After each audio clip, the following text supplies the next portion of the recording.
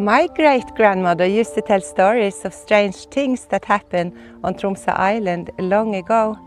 She had heard the story from her grandmother, who had heard it from hers, and so the tale traveled from one generation to the next.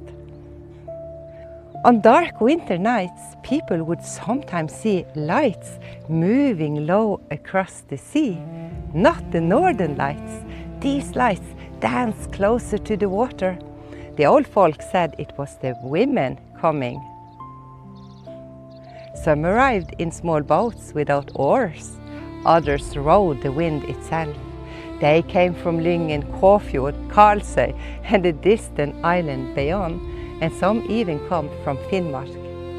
Whenever the moon was full and the sky glowed green with northern lights, they gathered on Tromso Island. There they met around a great fire. They sang songs older than the churches. They shared stories that had lived long before priests ever came to the north. They knew the herbs that healed wounds. They knew how to guide mothers through childbirth. They could read storms in the clouds and hear tomorrow's weather in the wind. Some people called them witches, but in the north people knew they were wise women, women who understood things others did not. And people have always been a little afraid of that. But it was during one of those gatherings that something extraordinary happened. Late one night, while the northern lights flowed across the sky like a green river, one of the women suddenly went into labor. The child was not willing to wait for spring. It would be born that very night, and the women gathered around her. They sang the old birthing songs. They wrapped her in furs to shield her from the wind. And before dawn broke over the mountains, a little girl was born beside the fire. At that exact moment, she took her first breath. A great wave of emerald light swept across heavens. The women fell silent. Even the oldest among them had never seen the northern lights move just like that. It was amazing, so fascinating. Then the eldest woman, she stepped forward. No one knew how old she truly was. She lifted the child toward the glowing sky and spoke these words. This child will see what others cannot see.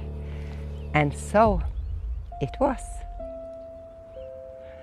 As a little girl, she found travelers lost in the fog. As she grew older, she knew visitors were coming long before their boats appeared on the horizon. She could sense storms days before they arrived. And when people were sick, grieving, or burned by sorrow, she would simply sit beside them. She rarely spoke, yet somehow people always left lighter, happier than when they came. And that's when the people began to call her the daughter of the Northern Light. Some say she never truly disappeared either. They say she still walks the shoreline on the winter nights when the Northern Lights dance above Tromso Island. And if you sit quietly by the sea long enough, you may still hear the distant songs of the women around the fire. The songs that have never stopped echoing across the north. When the girl was born beneath the Northern Lights, the women gave her their strength and their warmth and their wisdom, and the light from the heavens found its way within. Since then, she has lived in every woman of the north. In those who stand firm when the storms arrive, in those who see more than most can understand, and when the Northern Light dances above the mountains and fjords, we still feel her in every breath we take. And that is why all the women in the north who are born in the north are so strong.